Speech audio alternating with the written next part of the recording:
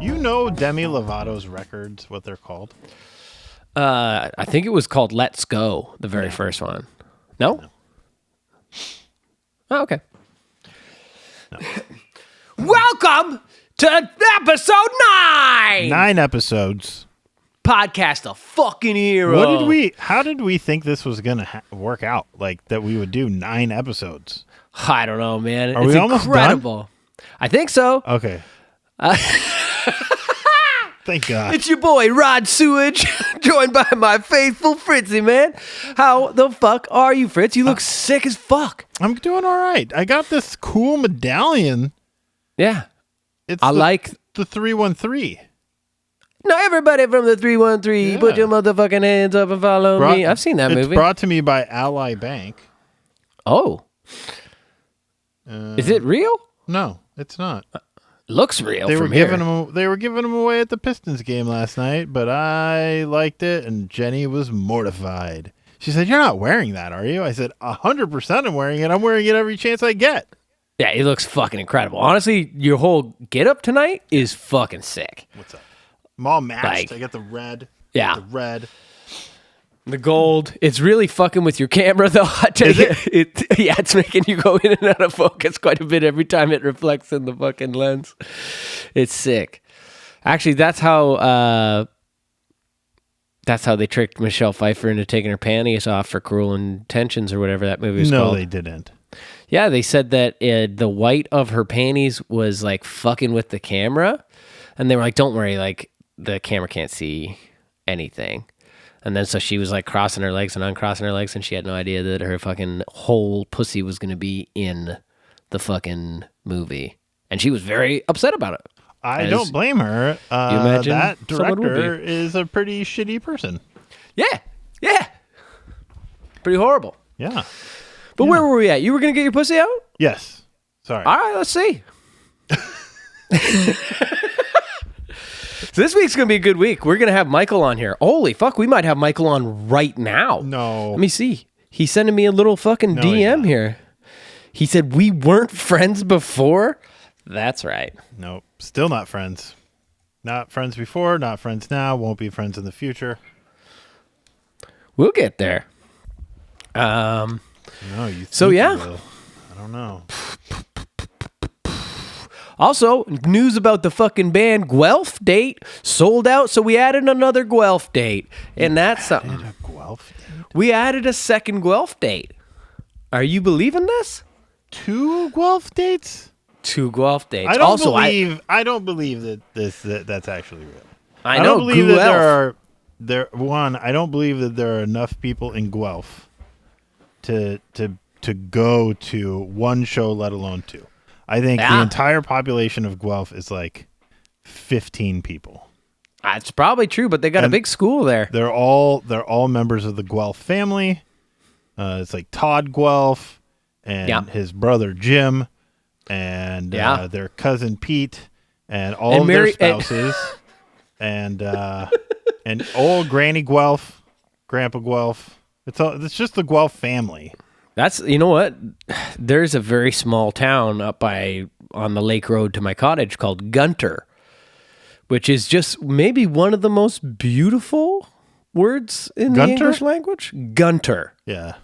And it is someone's surname like that. There's a woman at the lake called Mary Gunter, and I imagine her family has lived and owned Gunter, Ontario for 9 or 10 generations. Gunter sounds like something a British person would yell, like a low class, not class, but like a person who's uncouth would yell in like a street fight between 2 women. Gunter! Yeah. Do you think, is there what is the opposite of uncouth? Couth. Is it a word? Is couth a word? Yeah, look at these couth boys. Don't they look so couth today? When I was being uncouth as a child, my dad would yell at me to tell me to couth up. It shut your little couth? He'd say, couth up. Couth up? Yeah. Get more couthed. So that's a real thing. Apparently. Okay. No idea. I'm going to invite Michael. Okay. Fritz, you tell me when we go and... Oh, we have been going. What? You missed out on doing the intro like half an hour ago. No, I'm doing my intro. No. I want the intro. Fine, do it. Yeah. This interview is brought to you by electrocution, the short form of electro-execution. If you did not die, you were not electrocuted. In the 1980s, there was a mad sickhead named Joe. He was a bad boy like you never seen. He'd cocoa bonk a stranger and then he'd kiss him right on the girlfriend. But no matter how bad he was on the streets, he was twice as good in the sheets. Like he was a good man, in his heart, at nighttime, in his bed. Every night before bed, he said the exact same prayer. It went like this: Dear God, after you grant me my firstborn, who I will always love most, please grant me a son with a big heart and a huge ass that's shaped exactly like his heart. God would never answer. In fact, God never even heard poor Joe. But someone else was listening. The Wishmaster, from the movie series The Wishmaster. He heard Joe's sweet prayer, and he licked his wicked lips with his forked tongue. Your wish is my command, sneered the dirty seed beast. Thus, Joe became pregnant with the seed of the Wishmaster. And after 9 long months, Joe reached within himself and pulled a child from deep within his dirty daddy pocket. He held the child by the throat for the first of many times, raised him to the light and proclaimed, Michael. He proclaimed him Agostino Michele Giuseppe Ieradi. Michael, welcome to the podcast. Thank you so much for that, my dear friend Chester. You're welcome. My heart's racing. You guys? Yeah, I want to know how Fritzy feels right now. He likes my intros. What I now? think. What was that? Sorry, I totally zoned out. You can't pretend. I saw you giggling, Fritz. Yeah. So Michael, first, I think the issue though is Rhodey has now painted himself into the corner of having to do these for every guest. Yeah, and you're great at it, and I know you love. Let's call them specialty speeches. You know, there's I feel like when you have to write, I mean, this is much more vast. I feel like when you need to write in a box, you outdo yourself every time. Yeah. Oh well, thank you so much, Michael. Especially if it's like weird constraints, like when somebody's like, "Oh, we just need some sort of, I don't know, like ending to this daytime television commercial." You're like, and it's like this. Yeah, it's like, I've never done that before. I know, but I guarantee you do it well. So my first question is, what the fuck, Mike? Why'd you quit the band?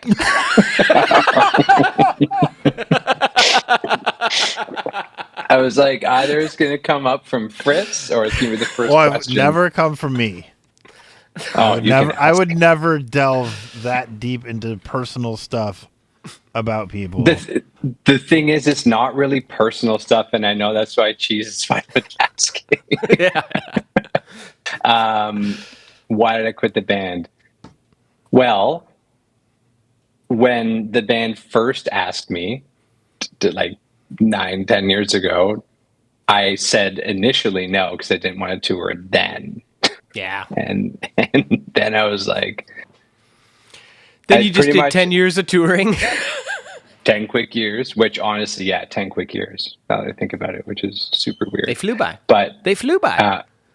It's like, I looked at, Sentimental, looked at old photos, which on tour is pretty much like Michael and Rhodey tour together. It's just him and I constantly for everything. It's wild. But, that picture at Eric from Night Versus House?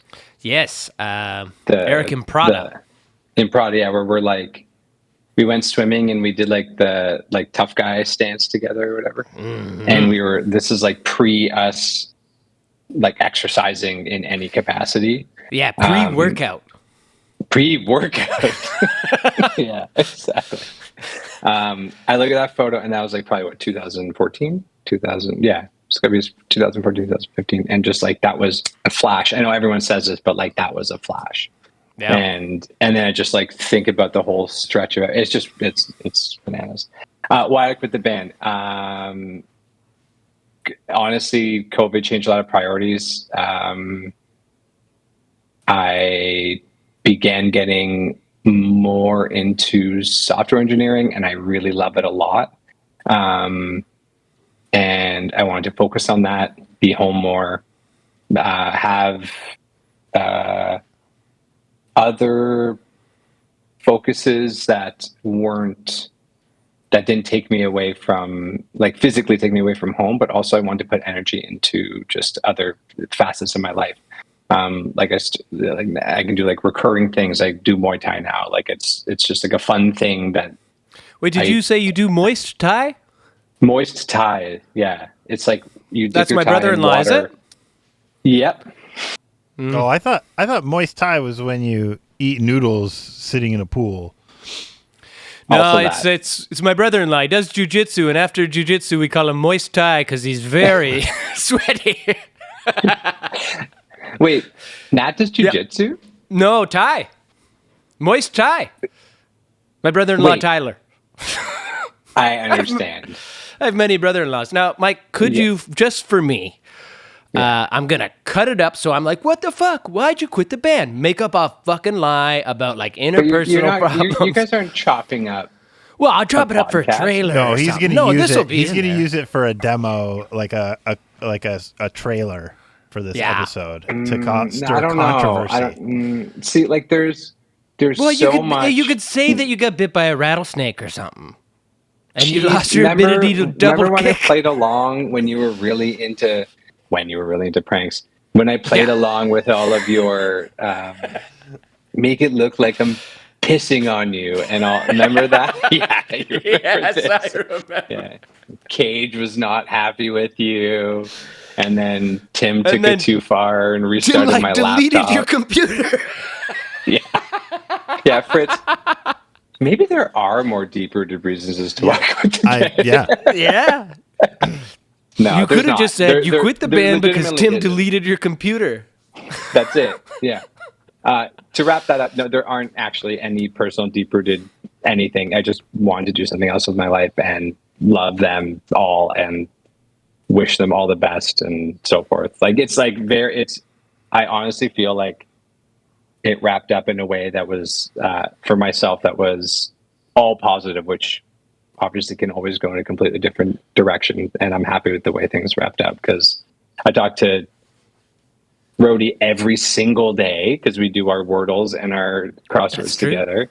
I talk to Tim every single day. I'll never see Luke again in my life. And I play video games with Clum. See Luke again in my life. Has anybody ever actually seen Luke? No. I don't think No. I maintain that Luke actually died in 2013, and we've just been faking his presence ever since. For a long time, we just...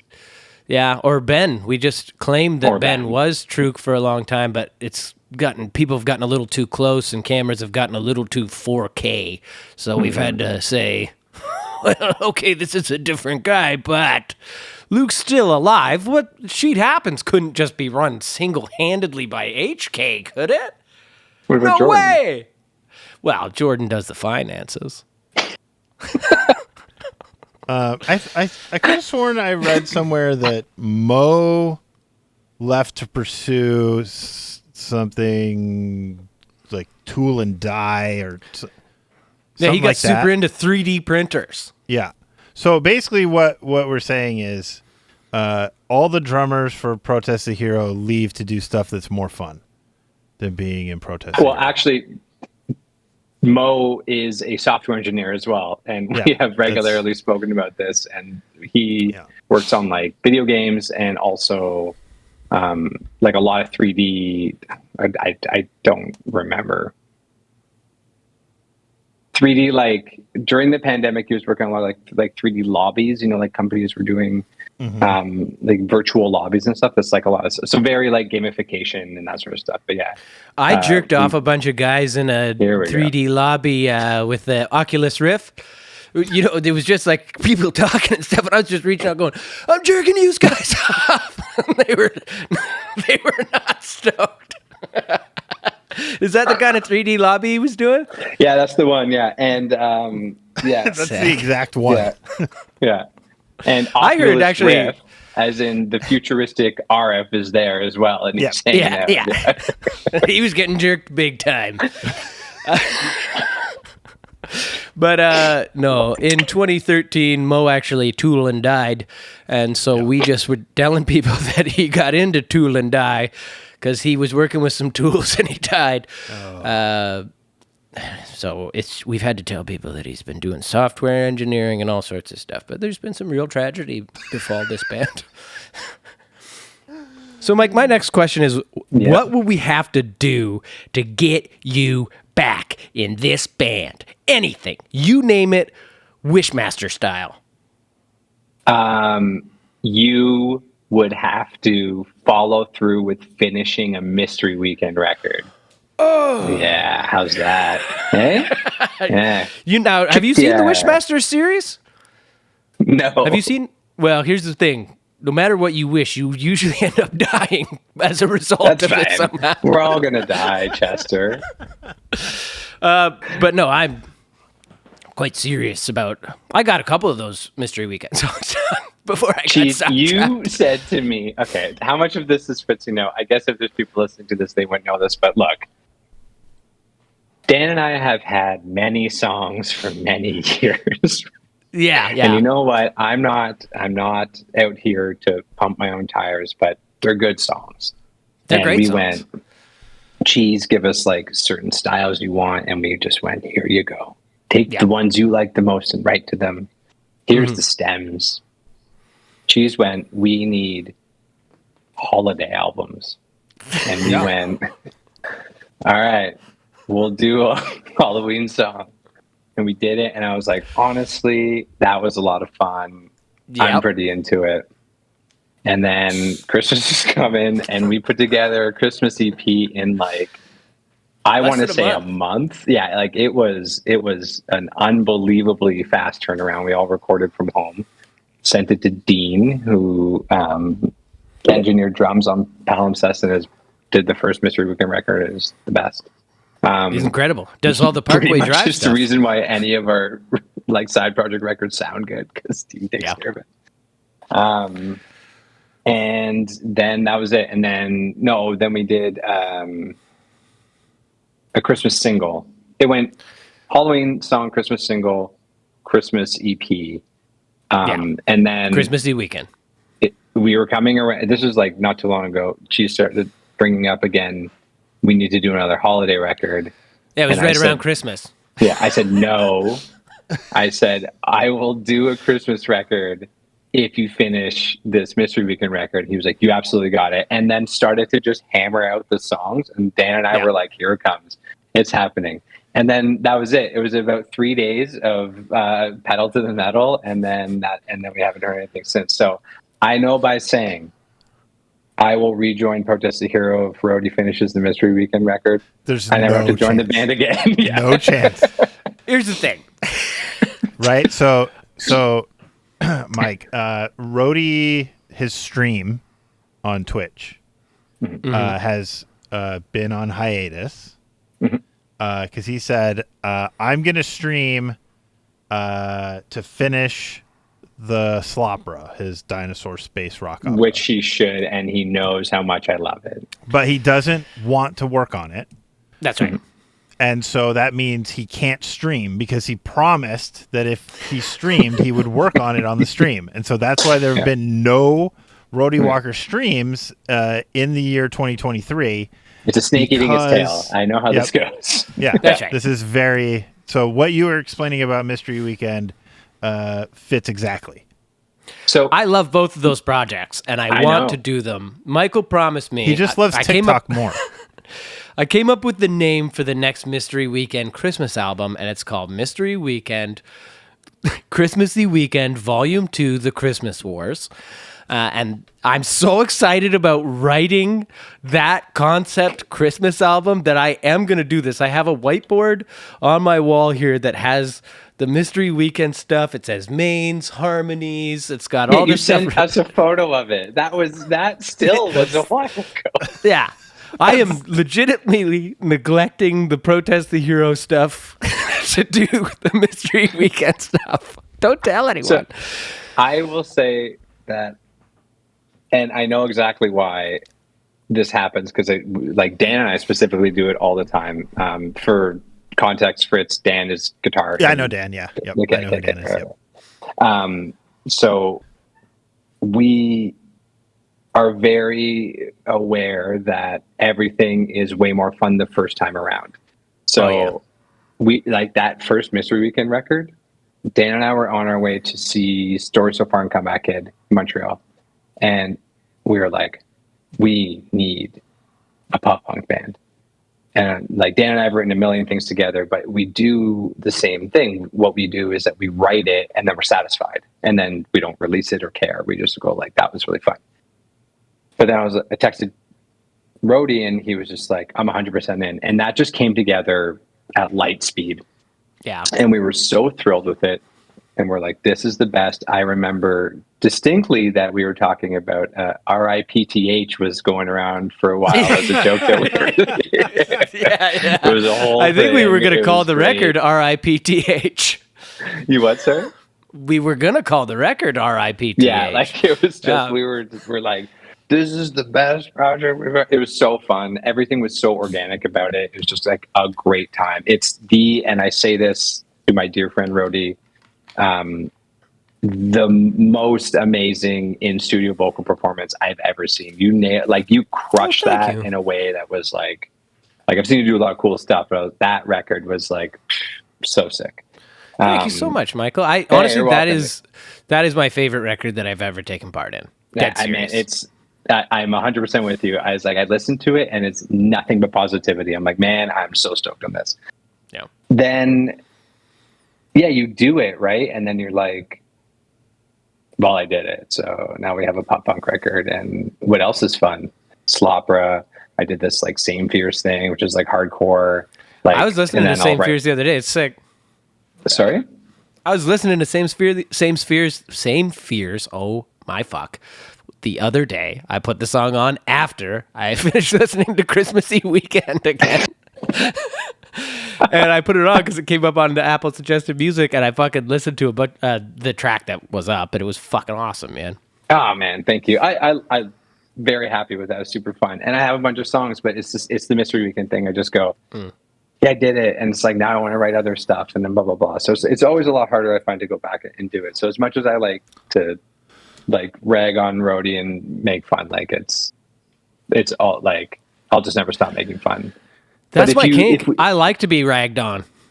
Yeah, and as long as we keep Mystery Weekend around, then we'll always be in a band together.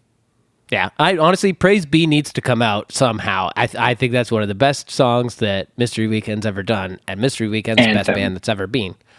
The right. Anthem as well. Yeah, that is some fucking bangers, dude. I know. This is what I'm saying. I'm gonna send the demos to Fritzy, and then because you guys talk all the time, and I'm just gonna get him to put in the work. You just want me to guilt him continuously. Yeah. That's right. I was actually listening to Mystery Weekend yesterday because I was showing Jenny. I was like, Rhodey's in a whole bunch of other stuff. He's like got solo stuff. He's got Mystery Weekend stuff. Like, check out the other stuff he's in. She's like, how come you didn't show this to me earlier? I was like, I don't know. Like, PTH is a little too heavy for her taste. And that's totally fair. It's chaos. Yeah. Mike, I think you should send the demos to Fritzy, and Fritzy will listen to them this week some point. Next week, he'll do a review on the podcast of them and tell whether or not they're pure garbage or pure gold. Send them to me. I'll be honest. Yeah, I'm gonna guess. I'm gonna guess that the drums and instrumentation are sick, and the vocals could be better. Could be a little better, yeah. Well, they're honestly, drums are programmed, so they're amazing. You'll definitely know the difference between my guitar playing and Dan's. I'll throw that one right out there. And I think that the demos are pretty vocally, like, pretty good. There's some like super rough demos that we've had, like where the instrumentation sounds terrible, and the vocal demos are like rough, but like they're so fun to listen to because they sound really raw. Like, it's good. Yeah. But also, I'll send you whatever you want. Like, they've existed for multiple years. It would be nice to have somebody listen to. Send him that keyboard behind you there. Would you send him that? The what, sorry? Your keyboard there. Yep. You want it? No, it's a complete 61. I know this is going to go off topic here, but Rody, you and I have been talking about getting it, like the complete, like, ultimate super pack of all the sounds with everything, you know, like they have like the native instruments. Yeah. It was like this and that came together, and I have. Wow, you must be making wackadoo teams, man. I have no idea, dude. I'm just going D, D, D, D. You have the same one. I got the exact same one. Still, they're so Do fun. Do they make a 69? No. We do. Fuckers. They do? Well, we do. We do. We make a 69. Yeah, we do.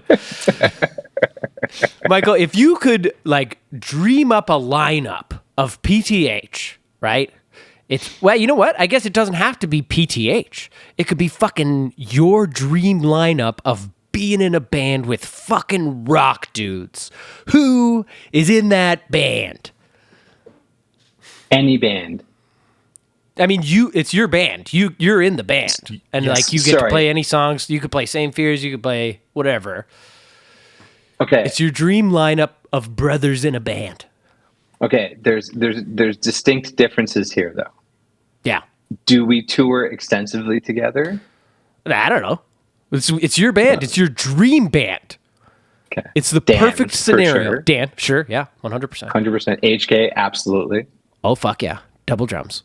HK plays everything. He plays guitar, plays bass. That's true, he plays bass, yeah. You'd be in there, Chody. I hate to say it. You'd be in there. Yeah. What am I playing? It's me probably screwing guitar? myself over. Mistake. What would I want you to play? I'd want you to play bass. I'd want you to be the bassist. I want you to play bass. I want you to play like a fucking inch thick pick. Just all you hear is click, click, click, click, click. Yeah, you know, it'd be amazing. Only down picks. That'd be Chester. Just working on my fucking shoulders. That's right. Yeah. Your bass. Yeah, see, this is why. Yeah, that's exactly correct. You, Dan, HK, myself. Who would be in the dream band? And you what could throw would in be playing? Yeah, you could throw in some motherfucker that you don't even know. Oh, this could be like you could be like James Hetfield and Bobby McFerrin. Lita Ford and James Hetfield. Yeah, would be there because that is what I grew up on. But it would be 1987 James Hetfield. Yes. Yeah. So presumable disaster. Yeah. The most down picks possible. Right. The coolest person. Yeah. For sure. But that's getting too far. I want to choose people that may listen to this so they can be upset or happy about be upset about it. That's the best. Yeah. Don't want to be in that band. Don't ask me. It's fun to choose who I wouldn't want it to be in the band and reasons around that, but that we're not going to get into that one. The but it would be fun. Of elimination. It would be fun to create a lineup of people that would be the most difficult to be in a band together. Like, it would be difficult to do without like talking on the internet about people that we don't really like that have been difficult to get along with over the years. You know what I mean? Jeez, I would like to do this Privately. over FaceTime sometime this week. That's a fun one. That's good. Yeah. But you could be like, I mean, like Fantasyland, you could definitely put like Dave Mustaine in that band, who is like infamously difficult to get along with. That's correct. Yeah. I would like to see a band of people, like of celebrities who wouldn't get along. I would love to see definitely Prince and Dave Mustaine in the same band. That would be awesome to watch. Yeah. Like really just be up, like fly on the wall, being like, this is cool. I heard that Fred Durst got really mad at cutlery being faced the wrong way, and he would whip it across. This is like kind of recent. Whip it across green rooms when the cutlery wasn't faced the wrong way. So he'd be in that band, and that would be fun to watch as well. Cutlery being faced the wrong way. Like he would sit down at a fancy dinner table and be, why is the soup spoon on the inside? No. Like in the green room. Oh, so like they catering just at the pointed? venue. But like also, if your like spoons are faced the wrong way, the knife blade is pointed out instead of in. Exactly. Yeah. That like allegedly, this is like grapevine, but nonetheless, it's a fun one to like laugh about, I guess. You know? Yeah. I feel like though, if you're gonna be a rock star, you have to have those kinds of eccentricities. You should see Cheese in green rooms. He gets super mad at everything. He's just like, I do. I can't think of anything. He's not. What is this? Hummus? Yeah. Chickpeas? These donuts are together. Boston cream. Yeah. I'm lactose intolerant. Yeah. This will make me shoot cream out of my asshole. Michael, you're so tanned. I know you just got back from what's it called? Tajin? Nope. Puerto Rico. That's a flavoring. That's a sauce. Puerto Rico's. Sesame paste. Mm-hmm. You look just fucking delicious. You look delicious. Now, if take a bite, Cheese. Take a bite. I do want to bite this a lot. Fuck, marry, kill. Oh boy. Is that Michael told me I wasn't allowed to? This is just for the podcast listeners. I'm not allowed to ask any work-altering questions, and that is totally fair. Or work compromising questions. Altering can go up or down.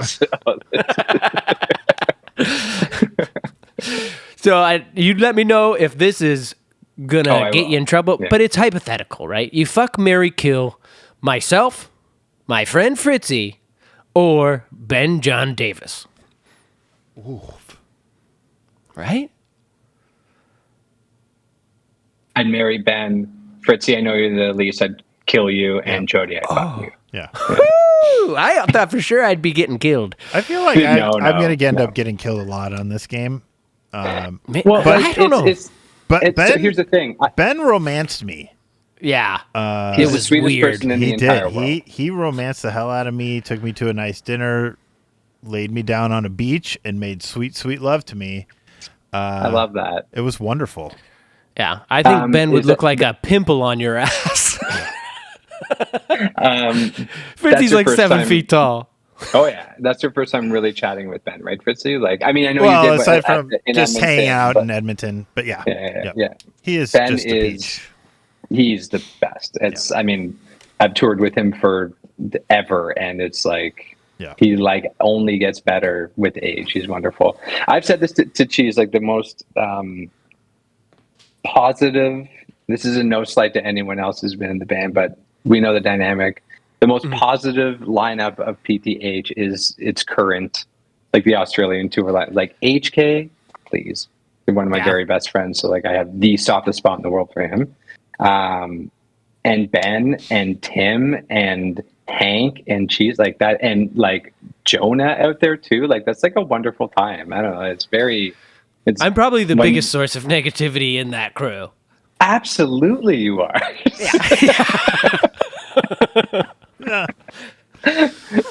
Yeah, and that's saying a lot, you know. Like it's because you are generally very, very fun. Oh, Michael, don't do you this. Are. Last time we went to Australia, you were very upset that we were missing the playoffs. Yeah, I remember I was saying something like just nasty getting off one of the planes, be like, never fucking do this again. And you started like laughing at me. And I was like, at the time, like, I remember thinking in the back of my head going like, he's fucking right. Like, I'm behaving very poorly, but I'm too angry to like settle down and like acknowledge it. So I'm just going to storm off. You have also, okay, in your defense, on that last Australian tour that I was on, like this is a number of years ago now. 2017. Yeah, you got it pretty bad. Your passport, you lost your passport. Oh, I lost my passport. Yep. In The which Leafs. Yeah, which for the record was found at the airport. Like Yeah, he like I left it on an airplane. Yes, Fritzy, your reaction is correct. He went to the counter like day later, whatever it was. And Yeah, it was like, a couple "Look." days later. Yeah, it's like I lost my passport, whatever, and they were like, James. Yeah. It was like I hadn't slept in like that whole night because I was tearing the fucking bag apart and like hadn't really told anyone. And we got to the airport. I was just like sweating and nervous. And I went right to the lost and found. I was like, did you find a passport for James Walker? And they were like, yeah, man. I was like, oh, cool. And then I went back and I was like, yeah.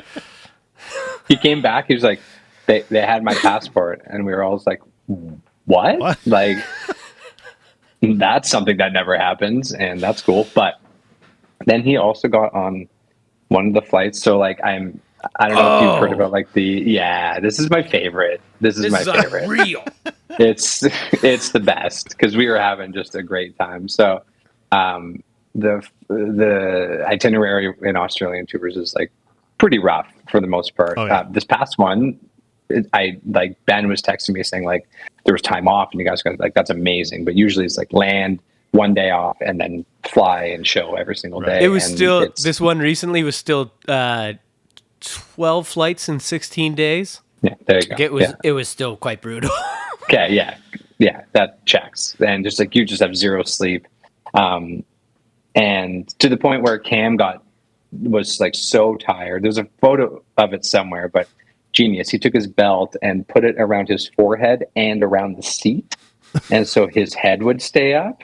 And then behind him, Tim had my neck pillow. And he put it on the back of Cam's seat and was sleeping with his face in it. And so, like, I have this photo from the side view of Cam with a belt around his head and Tim smashed in the back of the seat. And like, flight attendant coming up and me, can I? Whoa. Like, just that's so weird. But while this was happening, I think it was the same flight, if not one of the ones on the chain. But we all got sat together, and like, Rhodey was coming up, come to sit with us because we all sit up together all the time. And nope, no seat for James on this one. He is shuffled to the front to the only two seats that are facing the opposite direction. Yeah. And the whole flight, we're all together being like, hee, let's play games together. Ha, let's have fun. And Rhodey is staring at us, like falling asleep and then furious and then looking around, nowhere to look because you're just looking right at other people for the whole flight. Right at a stranger. There was a stranger like directly in my face that I was just like looking right at the whole time. Why would they put seats like that on an airplane? It's the only plane I've ever seen like that. And here's the fucked up thing. Like when you're climbing, the whole time you're just sitting there like this. You're just trying not to reach out and like grab the person in front of you's junk. Yeah. I was just about kissing her the whole time. Yeah. That's uncomfortable. And from our perspective, oh, I'm sure it was It was the best thing ever. It was absolutely wonderful because like we're all like leaning back as we are taking off. Jody's leaning forward, and it's just like, and you can tell. And at the time, I was like, that sucks so much. But like immediately after, it was just chuckling so hard, and I knew it was that it was funny, but I was so angry. I got to the back of the plane. I got to the back of the plane and couldn't find my seat. And then I walked to the front and the stewardess goes, "Oh, we've been waiting for you." I was like, oh, fuck. It was something else. But yeah, that was a rough schedule. But it was very funny for everyone except for Chester on that front. Well, that's always still the quite best, though, to laugh at your friend's misfortune when it's not. Did you ever serious. hear about when we lost Hank? You lost Hank? I think we need to save that. We need to save that story for when Hank's on so that he can tell it, because it's fucked. That's fair. Yeah. It's absolutely fucked. That is like I won't say it on this. But like Fritzy, it's completely bananas. Yeah. It is by all rights the most insane story I've ever been a part of in terms of like what could have been situation. Because obviously, as we know, Hank's fine, and that's great. Right. But until that was known, it was seriously wild. Yeah. Anyways, this is wonderful foreshadowing. Oh yeah, this is perfect. It is perfect. Stay tuned. Tune into next week's episode to hear this story. Is Hank next week? Yeah. I believe we're gonna so, try. Yeah. I'm sure you'll say yes. Yeah. Well, he wants to. So he's moving. Right. Yeah, he's moving right now. Yes. Now we've got a section that I'm going to say, remember that time? And then I'm just going to say some things, and you say if you remember or not. Okay? Remember that time I put cymbal cleaner all over your cymbals in the middle of a song, and every time you hit them, they splashed cymbal juices in your face? Maybe there is deep-rooted reasons why I quit the band. Yeah, maybe. This was like the first tour. Yeah. And to be clear on this, I remember, and it wasn't liquid. It was, unfortunately for me, cream. It was a cream cleaner. So it wasn't fun. It wasn't a fun time. That's one of the only times in our very, very, very long friendship that I was actually mad at Rody. There's probably like the smallest amount, and that was the first.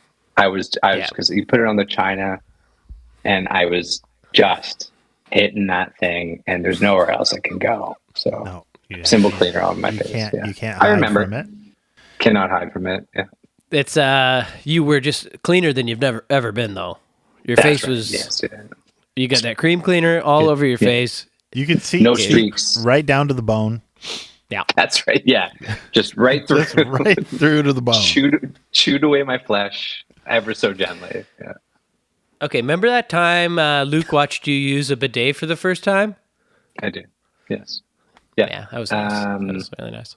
We were in Japan, and I had said I had never used a bidet, and Luke was very upset with me. Actually, well, everyone was very upset with me, but specifically Luke was upset with me. And we got into the hotel room, and he went, "Go." And I was like, "I don't have to do anything. It doesn't matter." And it was a very small bathroom, and I sat on it, dropped my pants, and he was like this far away from me because it's a small bathroom. And I spritzed my butt, and I was like, "I get it." And now I have a bidet. It's great. Yeah, I have to say, my first time using a bidet, I was in the privacy of my own home. I'd purchased this thing for myself, and I was like, Tushy? I'm in whatever cheap brand of Tushy you can get off of Amazon.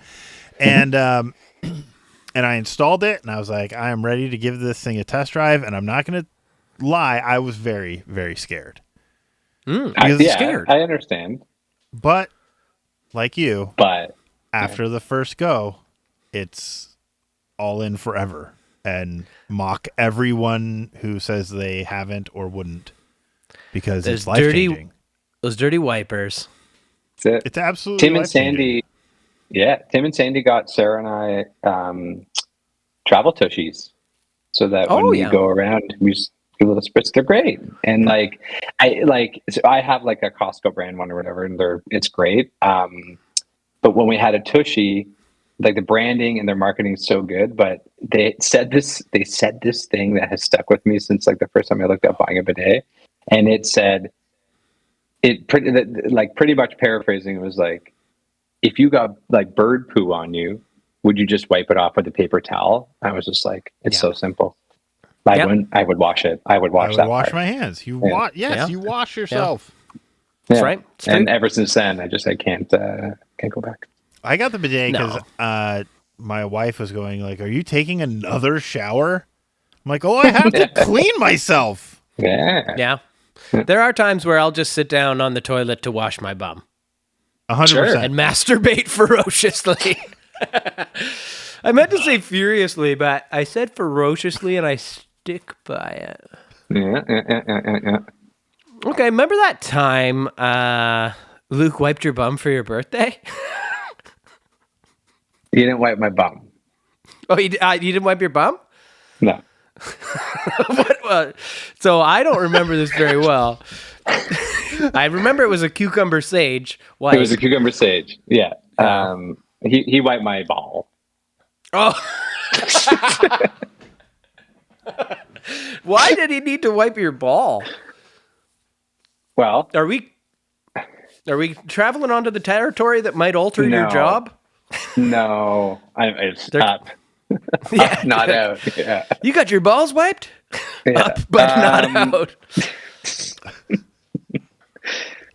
What was the reason? It was my birthday. As you know, I don't drink much. I was very drunk. Somebody introduced Angry Orchard cider to me, and I was like, "This is delicious, yum!" And then like 3 later, because I'm a super lightweight, I was like, "I am very drunk," and then it just kind of continued on.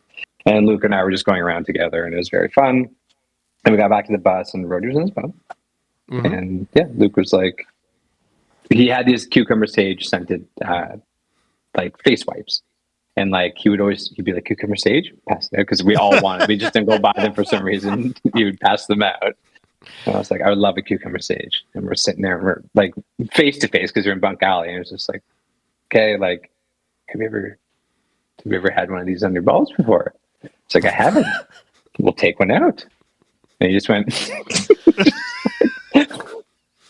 And then I was like, "Well." He goes, "Have you ever wiped your butt with one before?" It's like, "I haven't." And I wiped my own butt, and in my drunkenness, threw my bum wipe butt cucumber sage into his bunk, and he threw me, as Rody can attest, like through the air, and like slammed into the back door, like, and I was just like laughing and like, but he like off of the ground, like I don't know where he got this sudden strength, but Rody was like, "You just flew." Like it was, I mean, again, I was very drunk, but Rody can tell that perspective. He just flew. Yeah. I don't know. I feel like Truk was asking for it. Yeah, I mean, he was asking. Yeah. Do you remember that time your sleep scares almost killed Clum?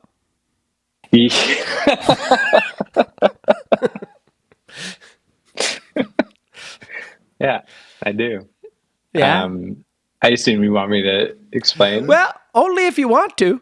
I do. I mean, it's probably one of my favorite tour stories. Yeah. It's a good one. There's like an extra layer here as well, Fritzy. Like Clum and I grew up together since we were kids. Like, so it's also been just like a hilarious dynamic. The front of this bus that we were on, usually, okay, so Euro buses have 2 levels, bunks are on the second level. There's a back and front lounge of the upper part, which is not common on this bus. Usually just all bunks. Oh, sorry, usually it's a front lounge. You can like go over the driver and like look out in school. I guess they converted this at some point and just put more bunks in that front lounge. So it's 4 bunks, and it was like, but they were like handmade. And so the 2 top ones didn't have ceilings, essentially. So they were adult cribs. They were cribs. Yeah. So it was fucking hilarious because Cam's a big bald baby. So if he was sleeping in his undies, you could walk by and just like look over into his crib, and he just looked like a huge baby. Yeah, it was perfect. Yeah. And when we were like picking them, I was like, oh, I don't mind taking the one on top. And the joke was, Clum's like, "I think that I need to get into that top one," because he knew the joke. It was great. Anyway, so it's myself, our friend Grieg, Luke, and Clum, and I was sleeping under Clum. And I don't know what happened. I know that the dream I was having was that I was trapped in like dreams are always like a fuzz, but like I I was trapped in like a storage compartment on a ship, question mark. I don't know, like that sort of idea. Yep. It felt like a much bigger bus bay. Like I was locked in is the feeling. So I guess in my dream, I was like thrashing around and whatever. And I woke up sitting up on a bottom bunk, which doesn't make any sense. So I was like sitting up. Small. Yeah, they're small. So I'm sitting up and I'm touching a window and I was just like, oh my God, what is happening? Like, and Clum's like bed. piece of wood that he was sleeping on was like plywood turned board into like my bed, and his sheets and his mattress were in my bed, and Clum was missing. And I was just like, oh my God, Clum. And I like open the curtain and feel around on the floor and like feel and like touch his head and feel for Clum. I'm like, Clum, can't wake up. It's like, oh my God, he was asleep. Like, he was asleep. He slept through it. I guess in the night I threw him. I like pushed because I was trying to get out. Pushed the whole thing up. Yep. Pushed him out. He hit the ground and didn't wake up. I love the idea of him flying through the air, just going. Yeah. So he's asleep. I wake him up. I'm like, Cam, you okay? He's like, are you okay?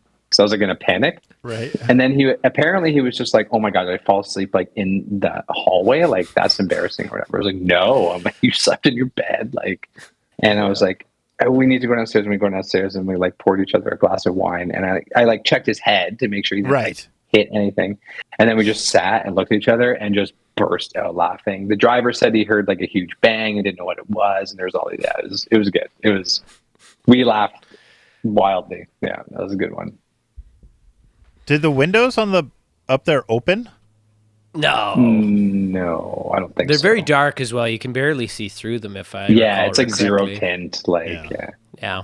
Well, I just my first thought is like a Cliff Burton situation. You don't want if you pushed up the other way and out the window goes Clum. Yeah, you don't want a plane flying by. So it's like. Not the same, like it's weird. The window, because that's not a conventional area that bunks are. I can't even think. Geez, I don't know if you can remember, but like the other bunks, they don't have window access, right? No, not usually. No. It's usually so. Yeah, it's like it's meant for a lounge, so there's windows. So it's like, but yeah, you're right. It's like. But in that case, the whole bus tipped over. And Can you imagine if, like, that's the way Clum went? Clum is Cam, by the way, our former bassist, for anyone who doesn't know. But if Clum went because you pushed him out of a window on the Autobahn in the middle of the night, can you imagine what his funeral would be like? Like, we'd all be sitting around just be like, ah! I mean, I would, because I would have killed one of my closest. Yeah, you'd be fucked up. You'd be fucked up for good. Oh, be done. Yeah. But he would haunt me for sure. So, like no one would like that more than Clum. That's true. He would love to die that way. It's true. He would. It's true. He would be like, if Clum had to like go out that way and knew, he'd probably be like, tape the whole thing and make my gravestone one giant video loop of the whole thing happening over and over again. That's amazing. Oh, frig. His head must have been easy to check for wounds, though. It was simple. It's like checking a uncracked egg. Yeah. It was like wiping a ball with a cucumber sage wipe. That's right. Chester, I don't know if you have more of these questions, but do you remember when you and Truk groomed Clum on that Southeast Asia tour for like 40 straight minutes on the bus? Like, no. Okay, so when we got like the inland tour manager, I forget their name, like the first one, we were on this bus. Oh no, it's when we were going to China, when we were going to that festival in China. Was it KK? Long. Was that his name? I think his name was KK. It was KK. Yeah. He would always say things were kick ass. Yeah. Yeah. He was on this bus. It's just like, not like a tour bus, but like pretty much like a passenger bus that was taking us to this place.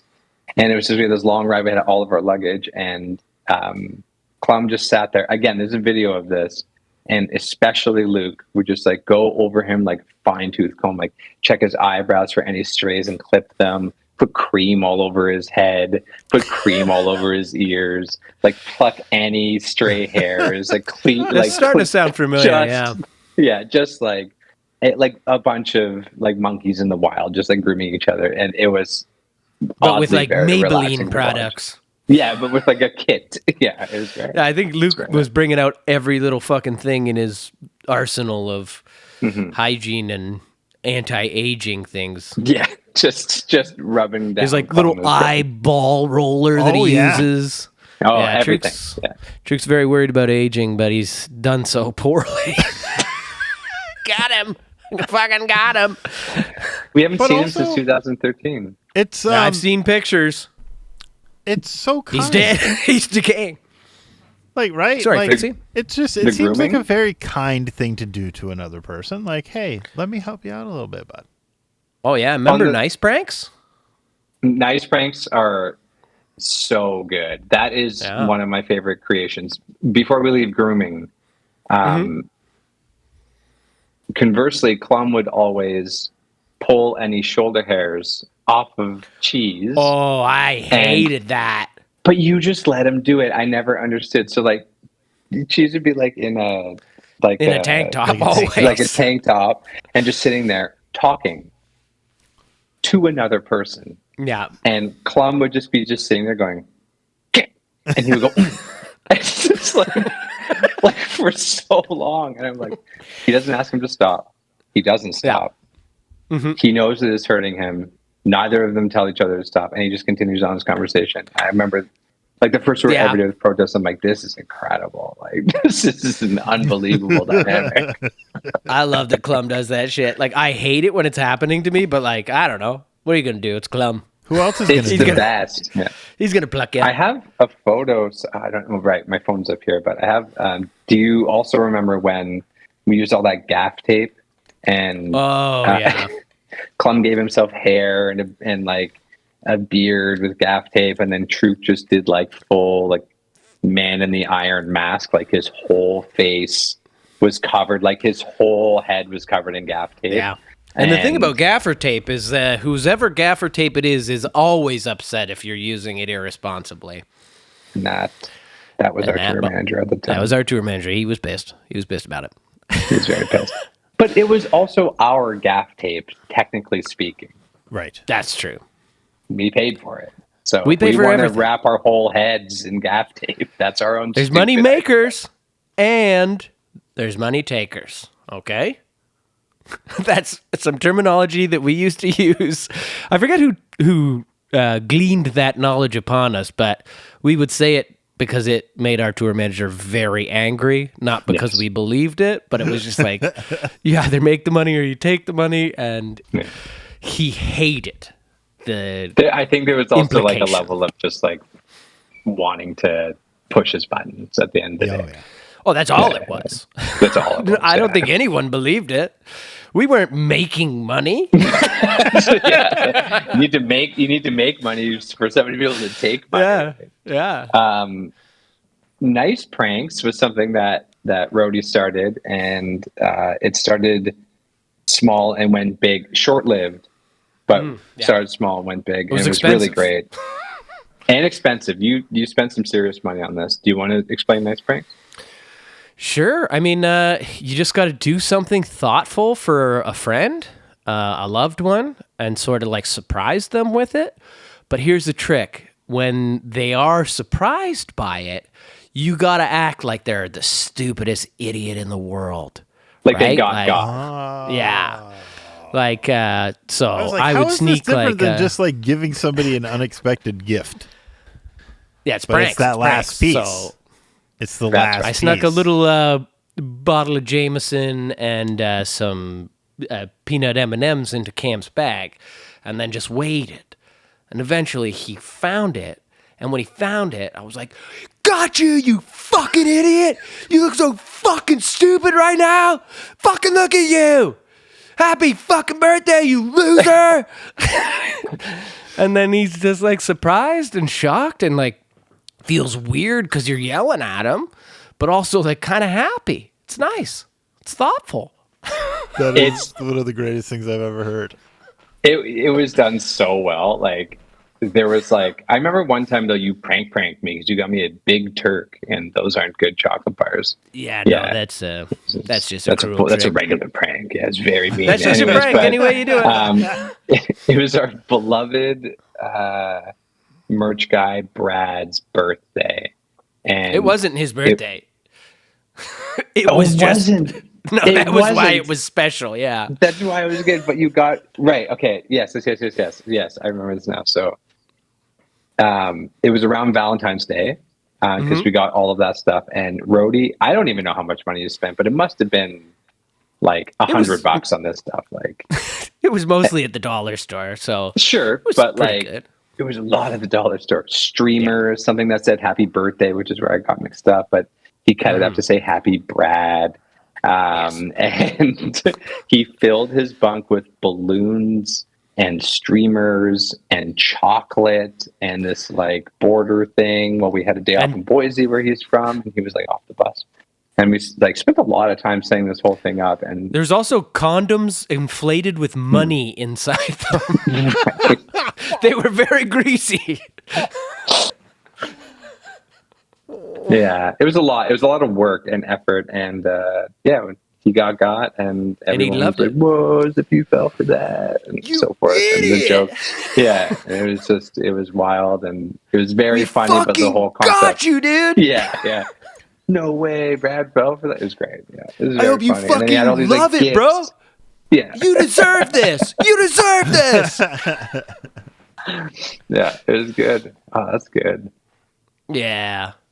And this has been Remember That, brought to you by just plain soda water that you make yourself. Yeah, I noticed this. See, this is everyone right out of the bottle. I thought this was just a me thing. I drink our soda stream out of that bottle all the time. I copied you. I copied you. Yeah. Oh, yes, Fritzy. Yes. I drank and a bubbly and a brand. Yeah, I'm a big AHA guy, but bubbly will do. Bubbly will do. Mike, Jenny and I had AHA at Rhodey's house for the first time. And Jenny immediately came home and bought like 2 cases of AHA because she loved it so much. She loved the AHA. Nice. Yeah. It's beautiful. Beautiful. A good friend of mine refers to flavored water of this generation as shy water because it's like so lightly flavored. Yeah. And I hate to say that. I think my favorite flavor of shy water is, or not flavor, but brand is like PC. Like PC. They're great.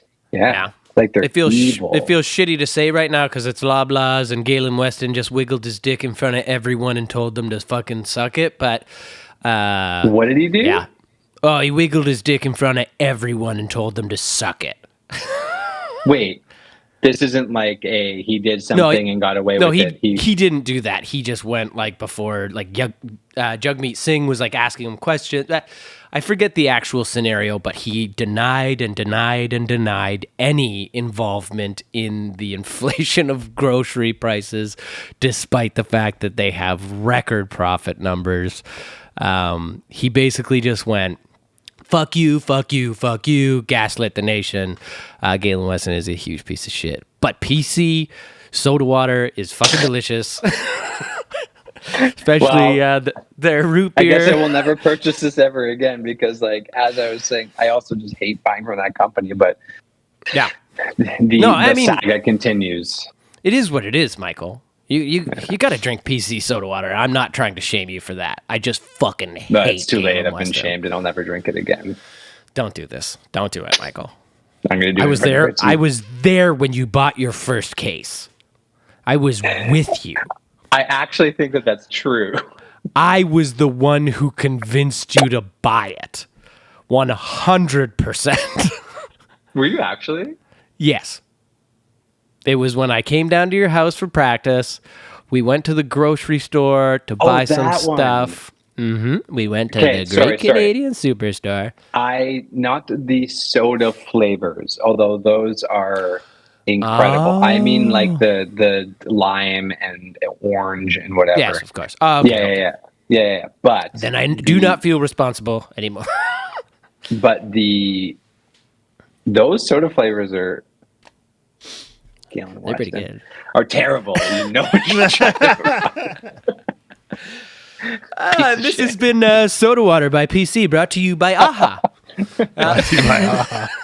Surprising turn of events brought to you by AHA. Coca-Cola Company. Yeah, perfect. I learned something interesting yesterday. Now, this is so fucking irrelevant, and we're going to get back to at least one more question that has anything to do with anything. I'm having a great time just hanging out, so whatever. A&W root beer in the United States is sold in the grocery stores, and it's made by Keurig, that same fucking company, right? But in the restaurant in the United States, they are separately owned, and they make their own root beer. So it's a different fucking root beer. And then we come into Canada, and the Canada store, A&W restaurant chain, has been independent for about 50 years. And likewise, they make their own root beer and burgers and shit, and it's a completely different fucking thing. And then we go into the grocery stores where you can buy A&W by the can, and it is owned by Coca-Cola, yet another fucking company that makes their own different A&W root beer. There are 4 different kinds of A&W root beer that you can get, and fucking nobody seems to know it. First of all, say A&W root beer 5 times fast. A&W root beer, A&W root beer, A&W root beer, A&W root beer, A&W root beer. Takes foot out of mouth. Great stuff. I was having trouble saying it, though. As you were saying it, I was just like, this seems like a tongue twister, and I was wrong. Or your tongue is untwistable. No, it's a tongue twister for normal people. A&W root beer, A&W root beer, and root. Yeah, I can do it. I feel like you ride the D. I feel like you ride the D. That's a job alterer. Yeah. If you ride the D, it might get you. It might get you raised. Yeah. You're great. Okay. Keurig Dr. Pepper, Keurig Dr. No. Yeah. That Keurig Dr. Pepper is the company. Would they be all issuing the same recipe then? Or is it like, do they taste different? I don't really know. I've never tasted the difference. I'm more of a Barks man. It's got bite. Also, this has been A&W. This has been A&W brought to you by Barks Root Beer. Yeah. I think that's licensed. Like it's brand licensing agreements. So I'm sure like the recipes probably differ slightly. Right. Yeah, that's really great. Yeah. So, Mike, when was the last time you played drums? The last show. Oh, really? You haven't picked up a pair of sticks since? Packed it all up. My word. Even after you got that, what is that cool thing that you place on there and it makes your drums sound so sick in videos? I gave it to HK so he can practice for the show. Oh. Yeah. I took like most of he came to visit and I took most of my setup and was just like, make your life easier. Take this, get that Moises app, blah, blah, blah. Like, take the session files out of Ableton so you can run them. It just showed him what I did and like run it all through that Yamaha thing and it'll be easy. And we just kind of like, I helped him kind of like set stuff up remotely, but he took care of himself and seemed to have worked. I just wanted to take a bit of a break from drums, to be honest. Fair enough. Because the only time I was actually playing drum, and that's a lie. I got pretty into playing a lot of funk, or death metal, either or, but I would only ever play to get faster or like better. I was never just playing to have fun. So I would look at my drums and be like, I need to like set up a metronome and just like run patterns until I'm faster and better and tighter and blah blah blah. And it's another reason why I don't use like social media stuff, because like my whole feed is drums and it's just these absolute phenoms who are playing drums 24 hours a day, which is not what I do, considering it was never my aim to be like the best drummer. As Rody knows, the only reason I'm in a band is to write music. Like that is what I want to do. I like composition. I like writing music. I play way more guitar than I do drums. And drums, to me, are it's complementary to the rest of the music as it should be. I'm not out there to be like, check me out. You know what I mean? If I did, I'd play in a death metal band. But if you did, you'd be wiggling your bum up front stage, because that's what I'd like to check out. Your my bum. Anytime. Yeah. I've seen it bare several times. Absolutely. Anytime. You just call me and I'll be like, here it is. But yeah, that was the last time. And instead of him playing this guy and like guitar and just writing music, and then I'll eventually set it all back up and mess around and do all that sort of stuff. But yeah. So Tim did ask me to play a song at the Ottawa show, and I said I will be very out of practice, and he said even better. Yeah. You don't consider programming to be playing? I assume you're still programming drums.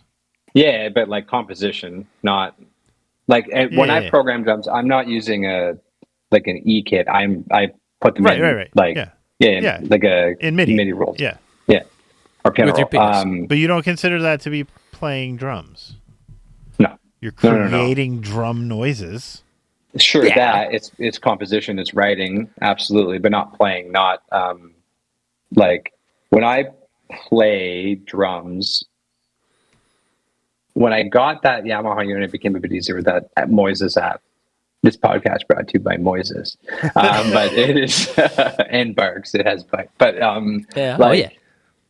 so that thing was super fun because I would load in like Mars Volta songs and like Black Dahlia Murder songs or whatever, and just like fart around and play. And it was the first time in a minute that I was like, I'm having fun while I'm playing. I'm not just running historically protest stuff because I lived in an apartment forever, didn't have a kit. So like I learned the protest stuff on a practice pad, rented a space, and then like would run it before I'd go down to Toronto and be like, I fucking hope I got it.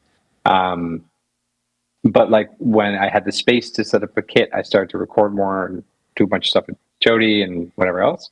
But still was only really, that's right. It was only really ever playing to be better or to record something, which is like not cool. You know what I mean? Like Ben's a perfect example. Ben plays guitar for a job, like he's a teacher, but like also plays guitar out of pure enjoyment. Right.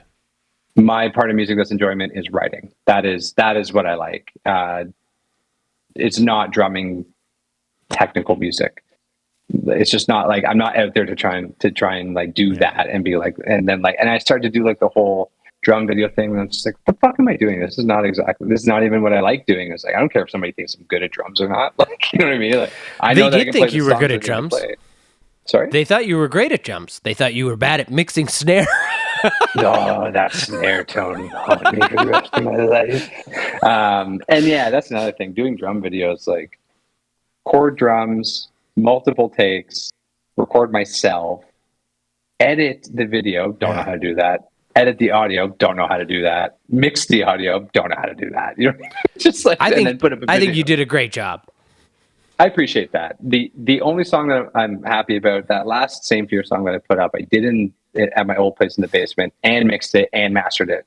But I think that I reached the possible crossroads of mine and Dez's friendship with how many mixed revisions I sent him and said, is this okay? Yeah. So as much as I say that I mixed it, Dez helped a lot for sure. Fair enough. But it was super fun. And anyways, long-winded answer to the drum stuff. But yeah, I'm just kind of like, I'm going to write other styles of music and then kind of go back to it. And I can feel myself getting like more excited thinking about playing drums when I listen to like some heavy stuff, you know, like whatever, especially like death metal stuff. I get the urge to want to play it, like, because it's fun.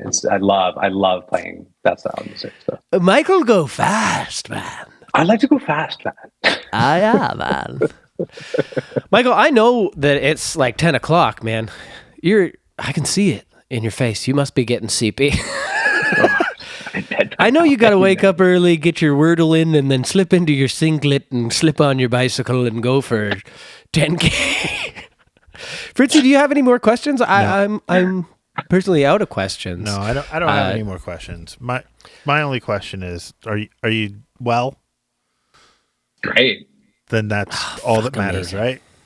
Yeah, I'm honestly like it's funny to riff on what Jody just said, but the waking up and doing the Wordle and slipping into the singlet and riding my bike and doing it like the routine is what I love. And it's like, I like my job. I like what I do. I like how often I talk to these friggin' ding dongs. Like it's, everything like feels normal. And I feel like it's like the best kind of path forward for me. And yeah, I don't know, couldn't be happier, to be perfectly honest. I had a question for both of you. Oh yeah. Where do I rank on in direct comparisons to your other guests in terms of how much fun I am compared to everybody directly? The question answer, both of the segments and off the cuff stuff, and just overall who you like more as a person, especially with Ben. Yeah. And if Hank's coming on, Hank in the future. Okay. Well, I'd say you're tied for number one with everyone. No. Here's the thing, Mike. Tied for number 4. This is awesome. This is probably the best. But I think Fritzy and I are getting better at what we do, which is making everything better. Like when HK came on here, we were basically just like, count your ball hairs. Yeah. No! We didn't know anything. We didn't know how to do anything. And we're so much better now that we've done it 3 times.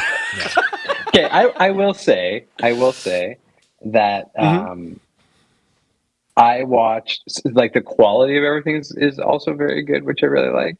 But there's a little snippet on Instagram, the one that you guys recently posted with the Fritzy. You're like, did you know that the top PTH song is instrumental? Oh yeah. Just that is the dynamic is so good, and like my wife Sarah and I were like watching it and like laughing out loud. Like it's good. It's like that's excellent. And Rhodey is very, very good at finding the thing in an hour of video that is perfect, or like finding 2 things completely unrelated in an hour of video and going, this thing next to this thing is hilarious, and making a thing. He's very, very good at it. Well, thank you. That's so nice of you guys to say. He's so good at it that we're currently looking for somebody to do it for him. We're currently looking for someone else to do it. That's how much I like doing it. Why? You've heard it here. We're looking to expand the podcast team. Wait, why? You don't like doing it? Well, no, I do. I just I wake up like Monday morning, just going like making my little coffee, getting my son ready for school, being like, where's the bits that I need? Yeah. And if we had somebody doing it like all week. Yeah. Because like doing one is good, but like, what if we had 5 of them? What if we had just 5? Hold on. How many interviews do you do a week? 1. Why do you need 5? You use 5 people just editing video? Yeah. At least. At least. We need content. I have a better supercut. Yep. I have a better supercut. Yep. Okay. Yeah, well, and what I would ideally like is for them to compete against each other to see which one lives. Yeah, like physical 100. I also you should do a reality show about this. Well, yeah, I really want to do the interviews while we interview the people who are interested to find out if they're a good fit, and do it on the podcast and release the interviews. Punch them all right in their fucking just right. I think that you should also get the other candidates to edit the interviews of the other people. Make supercuts of everybody else. Make a supercut of everyone else. That's how you test them against their opponents. Yeah. Fuck. Yeah. That's amazing. Yeah. Michael, thank you so much for being here. I just love you so much. Love you so much, this has been fucking awesome. We should do this privately more often so that we can say bad things about other bands. Yeah, and people. Yeah, and Fritzy. Yeah. No, Fritzy has to be there. Now you're a package deal. Well, no, because I have some ideas about content while Cheese is on the road coming up. So okay, I want it to be a surprise, so I'm not telling Cheese what I'm doing. Am I swapping in? If you would like, and also, if you've listened to podcasts, Rhodey, sometimes they have the same guest on multiple times. Is that true? Have to be the only episode with Mike. Are you inviting me here again? Oh wow, Sometime I in the am future. the favorite Fritzy. This is good. You're Now welcome back anytime. Yeah. I'll come back. I'll come back for a round 2, but it has to be the same idea. It needs to be a competition. So I need to compete with the previous guest. That's all I want. Yeah. Okay. Totally as long fair. as it's a direct competition, I'm down. But here's the thing. Every week we do presents for one another. Oh, and if you're coming back for a second time, you got to have a present. Absolutely. I instantly know what I would get for you, Rhodey, and I'll have to think about a bit more. Now, it doesn't have to be like actual money. You don't have to pay for I know. it. You just make something fun. Yes. No, I know. It exactly reminds what me, I I'm have to going send with. Rhodey his present right now. Oh, you know what, Michael? You just stay the whole time, and you'll be here for presentation, if that's okay. Unless you'd like to go to bed. How long is present presentation? I don't know. Moments? What did you make, Rhodey? I made something beautiful and small. Okay, then perfect. It'll take 5 minutes. I'm here for it. Have I received it? Yep. Oh, wow. I see what it is. So last week I wrote a song for Fritzy in the style of the Misfits, and it ended with, I want to cut out your balls and put them in my own sack, so I have 4 balls and you have none. And Fritzy has drawn this picture, if you can see, Michael, that has a sack with 4 balls in it. 2 of them have mustaches. Yes. This is very, very nice. So those are the Fritzy balls. Nice. Those would be the Fritzy balls, and these would be the Chody balls. This is beautiful. And what is this? This is where the balls that's where they stitched? sewed it up.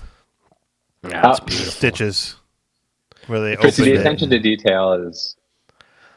Yeah, I like the color. And they're all connected. Yeah. They're all connected. So Oh, yeah. they'd be mega sperms. Yeah. Yes. That's You're a beautiful extra present. virile now. Now, for the presentation of my gift, Michael, you have to rate which gift is better. So I'd be happy to. I dug deep into the arts and crafts, and I made this today. Hello there, my name's Fritzy. It's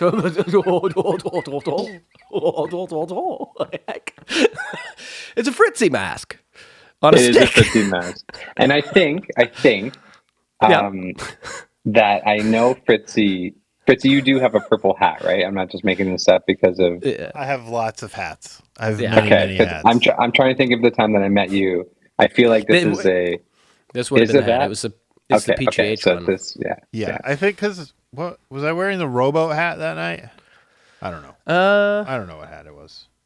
I'd have to go dig through pictures. But yes, I do have a hat that very much looks like that. Perfect. I mean, I wouldn't even be able to see because I'm so short that I wouldn't be able to see the top of your head unless you're from very far away. So I trusted it was purple. If I have to rate, I'm gonna go with the mask, Fritzy. I'm sorry. Yeah, no, it's fine. I like the idea also of Chody doing arts and crafts on his own, or maybe with Houston, of a mask of you. Well, I mean, he made Cage was that, in the room. That He made the frig sign? Yeah, he made Yeah, that I made for that me. frig sign.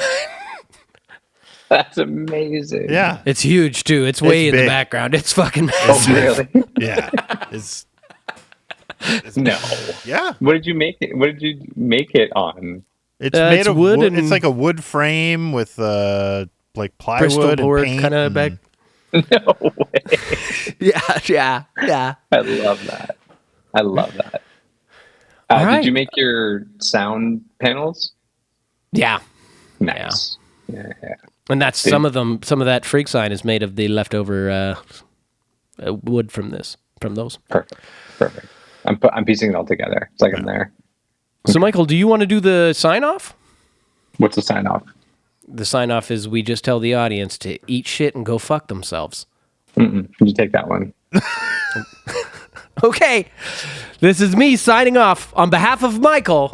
Everybody go eat shit and fuck yourself. Have an excellent week. I should have known. Yeah, that's I should have just said it. Well played, Chester. Well played.